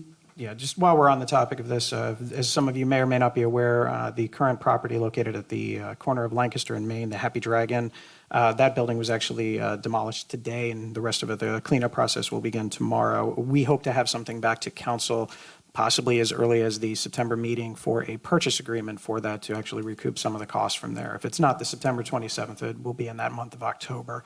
We're very close. We should have some design sketches in the not-too-distant future, possibly being on Planning Commission as early as October or November of this year. So that'll be something that we can get off the books and get compensated for back in. Okay. Anybody else? No? I'm just going to make a comment. This basically sounds like high risk, high reward. So I just hope we come out on the reward end and not the other. So I just want to put that out there. Councilman Baker, just a quick comment. I mean, purchasing property, I'm confident in the value of that property. I think that's a great deal. I think we can come out even. I just want to make sure we do. I think there's great opportunities. I don't think we want to be up here hoping. I think we want to make sure we're making the right decisions. And I think that land that's been sitting there for so long is a great opportunity that I think it's wonderful that the city is taking the steps to do that. I just want to make sure that it's made whole. That's my only concern with it. Again, as long as we manage it correctly, there's no reason that it wouldn't. And I agree with you. And I said it before, we have to invest in ourselves. You know, we tell our children, our kids to invest in themselves, work hard. So, you know, as a city, we need to invest in ourselves, and I'm sure we'll come out on top. So, but with that being said, I'm going to make a motion that we forward this ordinance on to council for its first reading. Is there a second? Second. Second by Councilwoman Lawson Rowe. Any other discussion? Okay. All those in favor say aye. Aye. All those opposed? Okay. This ordinance will be forwarded to council. I'm sorry, with a majority vote, this ordinance will be forwarded to council for its first reading. As there is no further business in front of the Development, Park, and Recreation Committee, Madam President, it's back to you. Thank you. Next, we have our Public Service and Transportation Committee. Councilmember Strickland.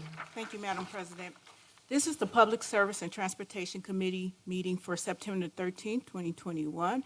Members in attendance are Councilmember Cotner, Councilmember Pacquiao, Councilmember Lawson Rowe, myself, and President Jenkins. Item number 1, an ordinance authorizing the mayor to enter into a contract with EMHT for the engineering plans and preparations of bid documents for the 2022 street and sidewalk maintenance and repair program and appropriating funds therefore. Director Dorman. Yes, so this is once again a program that we bring before council every year. It is our 2022 street program, including our sidewalk program, which we initiated this year, actually. This is for the design work. If you looked at your packet, and you would have seen the proposal attached by MHT, which included a list of proposed streets for this year. Obviously, that is based on, once we get the final numbers in, when they come in from our engineer, and then obviously when we go out to bid. Sometimes when we go out to bid, especially nowadays with the shortfall on materials and prices fluctuating so much, sometimes those numbers allow us to do additional work, sometimes it makes us cut work out. So what this is for, though, is just for the design portion. Probably the bigger one to point out there, too, is on Broadwin. If anyone's driven down Broadwin, that's kind of a complete redesign of Broadwin, actually creating what you see in more of a traditional streetscape, and especially in an older historic area. We actually have a tree lawn, a curb, some street trees, creating a really nice, like, walkable street along there. If you've driven down that anytime in the recent times, or you've seen where there are, for some reason, fire hydrants in the street and they're not protected and the curb is non-existent. So that'll help with drainage and just really improving the character along that street. So. Thank you, Director Dorman. Are there any questions or comments from the committee on this legislation? From council? I move we forward this ordinance to council for a first reading. Is there a second? Second. Second by Councilmember Pacquiao. Any further discussion? All in favor, please say aye. Aye. Opposed? Motion carries. This ordinance will be forwarded to council for a first reading. Item number 2, an ordinance authorizing MHT to conduct survey and preliminary engineering design services for Wagner Road improvements and appropriating funds therefore. Director Dorman. Yes, so pretty good timing on this one. Today, we did submit our application to OPWC for funding for Phase 1. If you remember, we went to council a few weeks, actually maybe a month or so ago, regarding the supporting the application to submit to OPWC for funding for Phase 1, which is from Priestley down to Main Street. If we're awarded, that would be the first phase of this project. However, prior to getting into the project, we have to go out and do some preliminary surveying work. This is a very long corridor. It's a fairly extensive survey because we have lots of property owners to deal with. We have lots of stream crossings, the curvature of the road, as we've talked about. These are the things we're trying to figure out in the end, is how we can improve the safety on that road and also provide safe and adequate pedestrian access, whether it's on bikes or walking. We had a really good public meeting a while back. Councilmember Savati and Baker attended that as well. Had quite a few people, about 30-some people attend, given it was a pretty torrential storm that hit, as we talk about storms, hit right before the meeting started. We've received a lot of favorable feedback from residents as well. We actually sent letters out to every single person along that corridor, including the subdivisions that come off that. Jordan Crossing, Quarry Park, along Priestley and all those areas. So we feel we have a really strong application, and this is just to get us a little ahead of the curve to get the survey work done so we can start bringing property owners and figure out what we need to do if we do need to approach anyone at all. Our goal is obviously not to affect anyone's property or to ask for any property, but if we do, this will at least get us the starting point to start those negotiations and discussions. Thank you, Director Dorman. Are there any questions or comments from the committee on this legislation? From council? I move we forward this ordinance to council for a first reading. Is there a second? Second. Second by Councilmember Lawson Rowe. Any further discussion? All in favor, please say aye. Aye. Opposed? Motion carries. This ordinance will be forwarded to council for a first reading.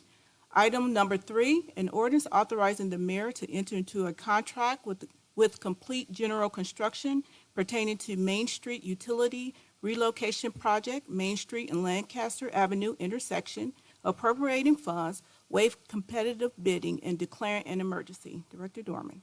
Yes. So I think many of you are probably familiar. Years ago, the city did a fairly extensive utility relocation project along Main Street. I believe it was probably from our corporate limits all the way down to the Blacklick Creek. For some reason, this little section of utilities was left off. It's strange because the utilities go under the creek and then they come back up and then go to that intersection, which if you ever looked at that intersection, it's just a spaghetti of, wires going across, the traffic signal, all these other things. And then it continues down Lancaster. When we started talking about this Main Street project and looking at it, every time we'd walk out there, we talk about, why leave these up right now? There's safety issues involved mainly, and just cleaning up the aesthetics of the corridor.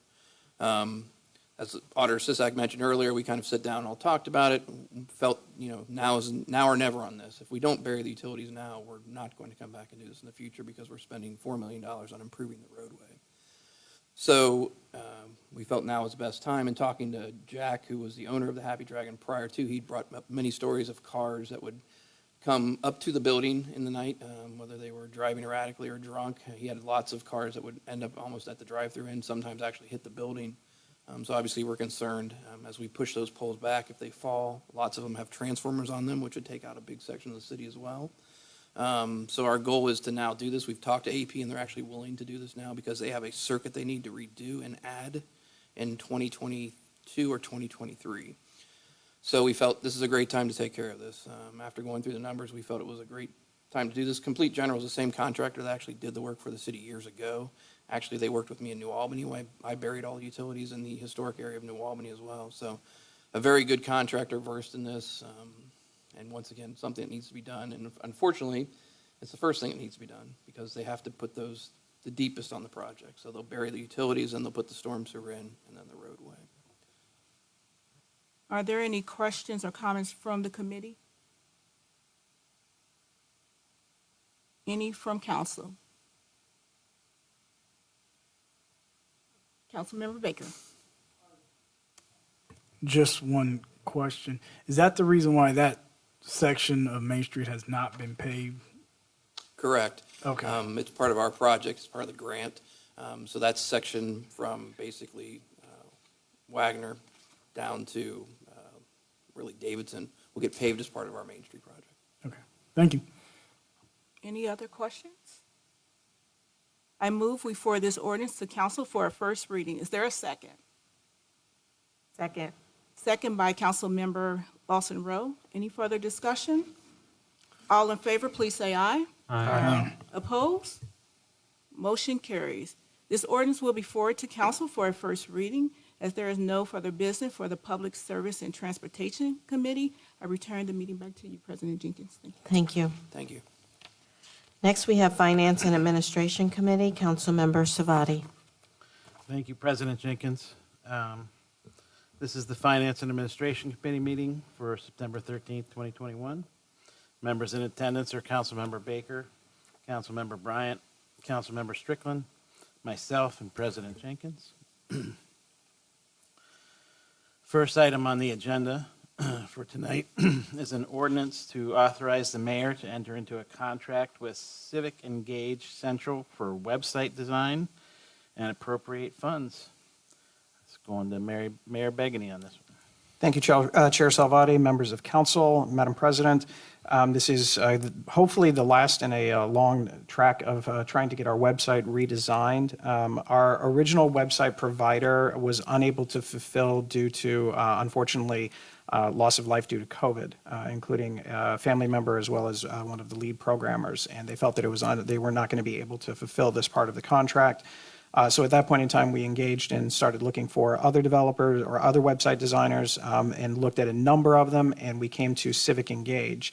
While the initial cost itself is under the $25,000 threshold, City Attorney Shook, myself, and Jennifer Clemens from Communications all felt that it would be best to bring this to council because the 2-year service agreement that comes in for a total of $4,725 would be over that $25,000 limit. And so we did not want to feel like that we were misleading or anyone was misunderstanding exactly where the money was coming from and how it would be spent.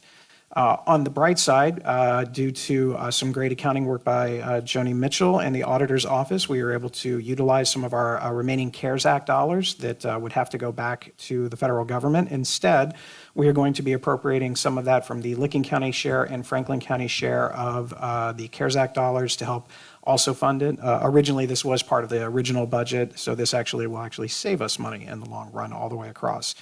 Civic Engage is, their primary commitment is to safety and security. I don't want to tell you what they said as far as how often their securities have been breached, because I do not want to jinx them. But if you're reading that, you can pretty much tell that it's a rarity is a strong word for it. But this will allow the city of Reynoldsburg to actually live stream not only, council meetings, but other events and things direct to the website itself specifically, so you won't have to necessarily go through Facebook. So for those community members that might not have access to Facebook or don't want to wait for the videos to upload to YouTube, they can actually see it right from the website itself, as well as a number of bells and whistles. Members of the directors and different offices all the way throughout have kind of given their suggestions of what we would like to see in the website, so those things will come in play. This is on for 3 reads. However, if you prefer to have the website sooner, no one will argue with you, but I completely understand going with this. If there are any other questions specifically, I'm happy to entertain them. Thank you. Any questions from the committee? Council Strickland? Yes, thank you, Mayor, for that explanation. Have you seen some of the websites that Civic Engage actually designed, and making sure that the RPO is up, and so there's no issue when it comes to a lag and things of that nature? Yeah, the top flight, it was actually between this and a few other instances, but it was the security aspect that kind of was the selling point all the way across. Most of the prices were comparably the same, but this one with the added security was there. They're familiar with the city of Reynoldsburg. They've done some other areas in the central Ohio area as well. Of course, all of them have completely slipped my mind at the moment, but I'll get that to you tomorrow. But again, very confident in what they'll be able to do for the city. Thank you. Any other questions from the committee? From council? All right. I move that we forward this ordinance to council for its first read. Do I have a second? Second. Second from Councilmember Strickland. Any further discussion? Seeing none, all in favor? Aye. Any opposed? All right, motion carries. This ordinance will be forwarded to council for a first reading. Second item on the agenda is an ordinance to transfer funds for the purchase of real properties to be used by the city of Reynoldsburg and declaring an emergency. I'm assuming it's going to be Director Boucher. Thank you, Chairman Salvati, other members of council. As the auditor had mentioned before, this is the transfer from the general fund to the CIP, so the funds can be utilized to purchase the said parcel that we discussed earlier this evening. All right. Any questions from the committee for Director or the auditor, I suppose? No? Any questions from the rest of council? All right.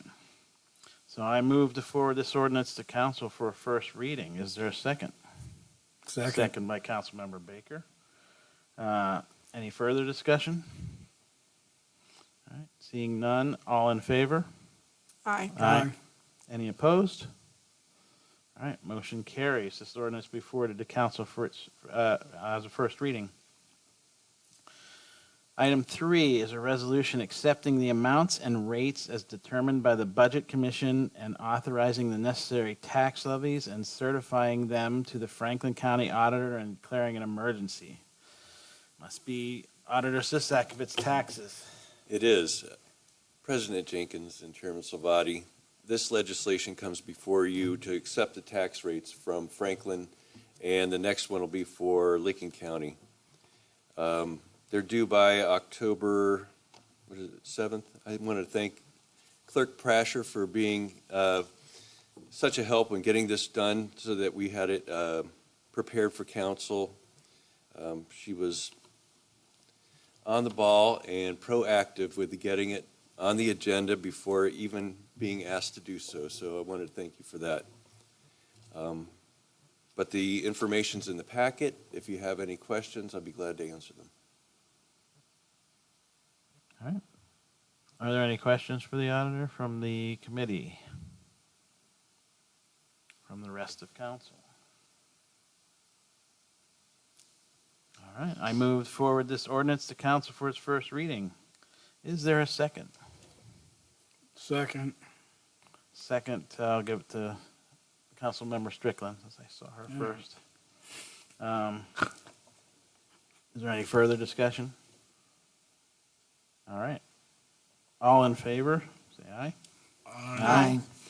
Any opposed? All right, motion carries. This ordinance will be forwarded to council as a first reading. And as Auditor Sisek said, this is a resolution to accept the amounts and rates as determined by the Budget Commission and authorizing the necessary tax levies and certifying them to the Licking County Auditor and declaring an emergency.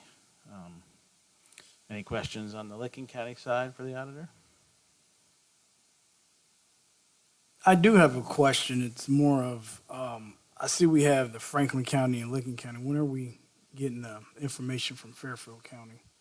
That is a good question. I'll follow up with you with a direct answer with it, but it's something that we don't have yet. Okay. All right. With that, I move we forward this ordinance to council for its first reading. Is there a second? Second by Councilmember Bryant. Any further discussion? All right, seeing none, all in favor? Aye. Any opposed? All right, motion carries. This ordinance be forwarded to council for a first reading. Thank you. The fifth item on the agenda is an ordinance authorizing the mayor to enter into a contract for city insurance for 2021, 2022, waiving competitive bidding and declaring an emergency. And everybody's getting involved today, so Director Ball. Finally. This is the legislation for our liability, property, and automobile insurance. As you know, last year we moved our policies over from Trident to Zurich. This is just to renew that insurance. We are not going out to bid, or we have not chosen to go out to bid this year simply because we went to bid last year. That's why we changed midstream. And then also we did have a pretty high claim we paid out, so or they paid out, so probably wouldn't be a good time to market ourselves again. And then the emergency language is because we do need this coverage in place by October 14th. I will have those final premium numbers to you at the next read. All right. Any questions for Director Buller from the committee? From the rest of council? All right. Guess you're off the hook. I move we forward this ordinance to council for its first reading. Is there a second? Second by Councilmember Bryant. Any further discussion? All right. Seeing none, all in favor? Aye. Aye. Any opposed? All right, that motion carries, and this ordinance will be forwarded to council as a first reading. That concludes the business for the Finance and Administration Committee, and I return the meeting to President Jenkins. Thank you. Next, we have a consent agenda for a first reading. Items 11A and C through K are part of a consent agenda. These ordinances stand for a first reading unless someone wants to remove an item for further discussion. Council will move forward for a first reading. Would the clerk please read items 11A and C through K? President Jenkins, could you I'm remove sorry. item 1, please? Item 1? Yep. Okay. The Rose Hill. Yes, please. Okay. Items for the consent agenda, starting with item B. An ordinance authorizing the mayor to enter into a contract to purchase real property located at 7277 East Main Street to be used by the city of Reynoldsburg and declaring an emergency. D, an ordinance authorizing the mayor to enter into a contract with EMH&T for the engineering plans and preparation of bid documents for the 2022 street and sidewalk maintenance and repair program and appropriating funds therefor. E, an ordinance authorizing EMH&T to conduct survey and preliminary engineering design services for Wagner Road improvements and appropriating funds therefor. F, an ordinance authorizing the mayor to enter into a contract with Complete General Construction pertaining to Main Street Utility Relocation Project, Main Street and Lancaster Avenue intersection, appropriating funds and declaring an emergency. G, an ordinance to authorize the mayor to enter into a contract with Civil Engage Central for website design and appropriate funds. H, an ordinance to transfer funds for the purchase of real property to be used by the city of Reynoldsburg and declaring an emergency. I, an ordinance accepting the amounts and rates as determined by the Budget Commission and authorizing the necessary tax levies and certifying them to the Franklin County Auditor and declaring an emergency. J, a resolution accepting the amounts and rates as determined by the Budget Commission and authorizing the necessary tax levies and certifying them to the Licking County Auditor and declaring an emergency. And K, an ordinance authorizing the mayor to enter into a contract for city insurance for 2021-2022, waive competitive bidding, and declaring an emergency. These ordinances, 11B and D through K, stand for a first reading. Would the clerk please read 11A? An ordinance to approve the final plat plan for the Rose Hill Town Home Development.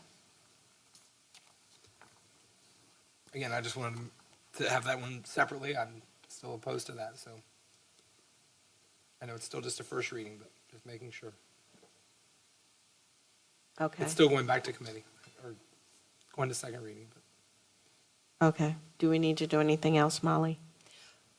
I don't believe so, no, ma'am. Okay, thank you. We'll note in the record that Councilmember Cotner was not supportive of the ordinance, but that it still moves forward for a first reading. Thank you. Item 12 on the agenda is a consent agenda for a second reading. Items 12A through C are part of a consent agenda. These ordinances stand for a second reading. Unless someone wants to remove an item for further discussion, council will move forward for a second reading. Would the clerk please read items 12A through C? A, an ordinance accepting, approving, and ratifying the submitted recommendations of several City of Reynoldsburg tax incentive review councils. B, an ordinance authorizing the mayor to enter into a contract to purchase real property to be used by the City of Reynoldsburg. And C, an ordinance authorizing the mayor to enter into a contract with Rumpke Trash and Recycling for recycling processing generated by residential units, municipal facilities, and various special events in the City of Reynoldsburg, Ohio.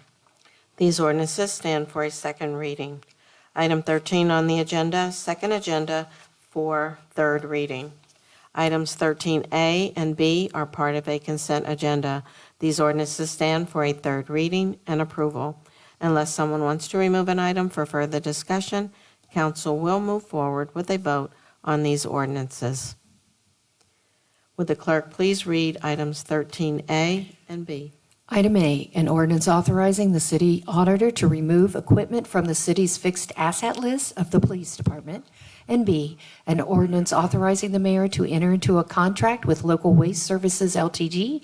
to be the sole provider of solid waste, recyclable materials, and yard waste collection services for waste generated by residential units, municipal facilities, and various special events in the city of Reynoldsburg, Ohio. May I have a motion to approve these ordinances? So moved. Councilmember Pacquiao, may I have a second? Councilmember Baker. Well, I had a question. Oh, okay. In it says solid waste, recyclable materials, but we also have an ordinance that Rumpke's doing the recyclable. Is there a difference, or I'm just overlooking it? Just out of curiosity. It just caught my eye, so this is a question I should have asked a while ago. I can go ahead and take that, Councilman Baker. This is basically for local waste is going to be collecting your curbside recycling, and then Rumpke will actually be accepting that waste and going in for the recycling from their bigger facilities. Yeah, you're correct. I apologize. Thank you. You're still upset about the Browns yesterday, I understand. You know what? The Bears didn't fare much better. May I have a second, please? I'll second the motion since I asked the question. Thank you. Would the clerk please call the roll? I've got one more question, too. Okay, fine. Just for clarity purposes, I see Director Dorman is gone, but resident earlier commented about the bulk waste pickup. Local waste definitely talked about it. I mean, I know that this is a change I think Rumpke has done great, so I understand reservation of making a change. But we did, when they presented, they will take still the things that are removed from a home. You're remodeling a bathroom and throwing out the toilet, they're going to pick that up still. I mean, I think the gentleman that came that night said, if you're a contractor cleaning out a whole house, then you're going to be expected to pay for something like that. But aside from that, our general bulk pickup is not going to change with local waste services. Okay. So again,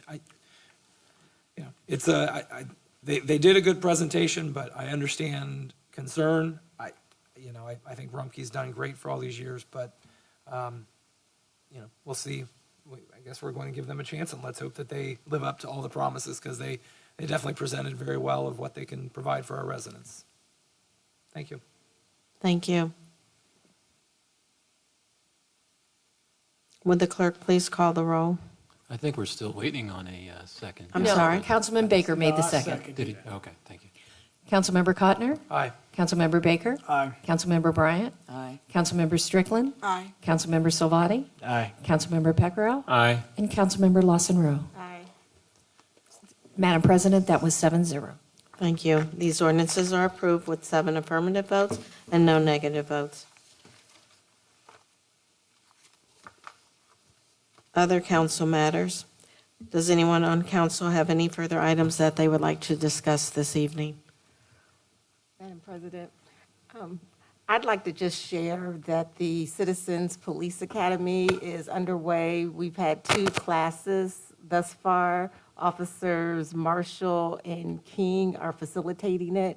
And so I have enjoyed the first class. The second class, I had a conflict, but I will be making up that class. And I just would like to invite my council colleagues, along with neighbors, to participate in the academy. It'll give you a greater understanding of what the men and women in uniform do to take care of us here in the city. And I highly recommend it. And there's going to be some upcoming academies, I think, beginning in January. So if you were unable to sign up this time, please look for next time. And I think we have about 20 or so in the class along with me. Thank you. Thank you. Does anyone else have any items they would like to discuss? Yes. Just a couple of things. One, I want to put out the Blues and Brews is coming up. So please come out and support the vendors and the Parks and Recreation Department, because they're putting this on. Another thing, I did enjoy getting dunked in the tank at Tomato Festival. I must say, after the first dunk, because that water was cold, I did enjoy myself. And it was for a great cause. There was a third thing I wanted to say. Oh, my tradition of thanking the men and women in the service industry, our police department, our medical team, doctors, nurses, and those who working in the logistic industry, because we're still in the pandemic and they're still working hard like they did at the beginning of the pandemic. So still a shout out. Oh, that's what it was. Football. The high school football team has another big matchup this Friday against Owentangy, so hope we could send Owentangy packing at the end of Friday night. So just want to come out, tell everybody come out and support your local Raiders and go Browns. No, I don't think so. You know what? You know what? Cut her. You could have left that out. Does anyone else have anything on council they'd like to discuss besides the Browns? Heroes for Heroes, I just want to thank Reynoldsburg Police for putting that event this September 12th.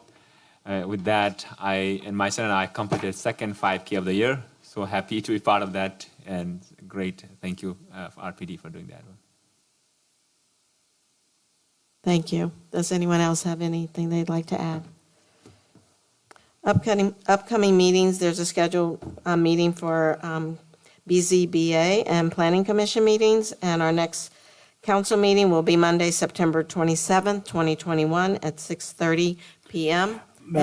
Just real quick, this was the other point I forgot.